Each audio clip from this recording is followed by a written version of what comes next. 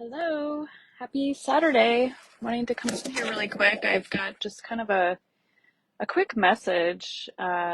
Usually when I come on here, it's for someone, usually one, but there's more because God is all about multiplication and doing kingdom multiplication. And I like to say, one times one in the world is one, and one times one in the kingdom is exponential. So if you're the one, share this message with somebody if you're led to. I want to come with this counterculture message, and I am always counterculture, and I like to say that I don't fit in a box. I actually burn them. Anybody else?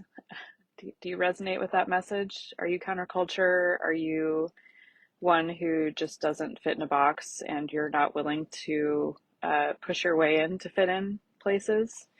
It's not what we're called to do. So that's not my message today. But I just wanted to call somebody up today because if you turn on the news and even social media, and there's a lot of really well-meaning people that are coming with a lot of messages that are actually like fear-mongering. It's meant to create fear. And I really want to remind you to be very discerning in this time. Check in with the Lord. Is this message for me? Is this message something I need to even be paying attention to? I've been getting a lot of prophetic words and videos and things about a coming occurrence, and I just really feel led not to look into things and go, deeper, which is interesting because I'm typically a big researcher. And I just want to remind you that as the world is coming with dark messages, we need to come with a counter message of light. Okay, so if you are starting to get in fear, get in the Word. I want to remind you to read Psalm 91 and read Psalm 91 often. Read Psalm 91 in your home. Read it out loud. Read it when you're walking. Read it. Learn the word. Know the word, and know what you need to know in this time. Is it a not need to know basis? Then don't go deeper, right? So I just want to remind you, like I said, oh, there is an eagle that is right straight in front of me catching fish. I better get off this now because I'm out eagle hunting on my walk again. I love eagles, you guys. Anyways, well, speaking of that, eagles, they come up higher, right? They come up higher. They've got amazing vision. They have like, whenever I see eagles, I'm reminded of the prophets who have, I was watching, and I've been like focusing a lot on Moses, and he was a deliverer, right? He came with a message of freedom. So, all that to say, come with a message of hope, carry love, carry joy. Even when the world is coming with the opposite spirit, we as believers, and if you have a prophetic voice, as I do, come with a counter spirit to what the world and even fellow believers are putting out there. Um, we have His word, which is active, it's alive, it is for now. It's not an old word.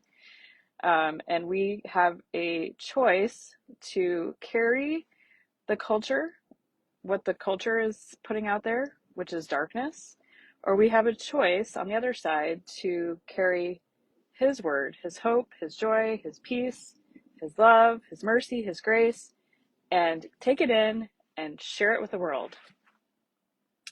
People need it now. Be counterculture. You might get shadow banned like I do all the time. Who cares? We need more people standing up and rising up and coming with a counterculture message than what the world is putting out there. Okay? Another verse that's really come to mind, I did a post yesterday about Isaiah 43:18 through 19.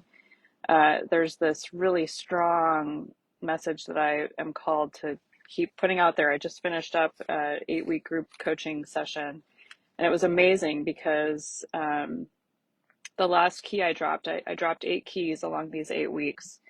And I'm not going to share all the keys because you have to be part of the program, which I'll be doing again on 4/22/24. But the last key was new beginnings, and I dropped that like 2 weeks ago. And it's just this overarching, over repeat behind. Leave it. Shut the door. Close the door. Like, you had stuff happen before. Don't bring it into this next season. Drop it off. It's not for now. Okay?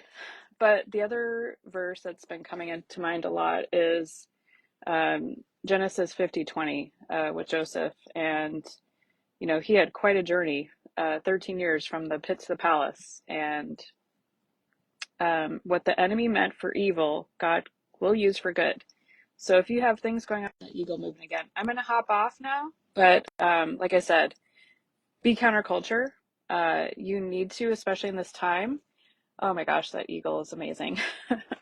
I love it. It's always so confirming. I just love eagles. So be an eagle, rise above, right? Stay above the snake line. There's too many messages of despair and darkness, and you need to come up higher and hang on to the word of the Lord and what he is doing in this time. It's a new era.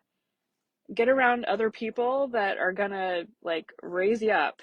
I am one of those people. That's why I believe 7 years ago he gave me the business name New Wings Coaching. Open up those wings and soar. It's time. You cannot stay in a cage and listen to the world and what the darkness and all the things, because it's just going to keep you locked up. And you have a message to release to the world that is counterculture to what everybody else is saying right now. So if you are in fear right now there's 2 eagles. Okay, I gotta go, but be counterculture.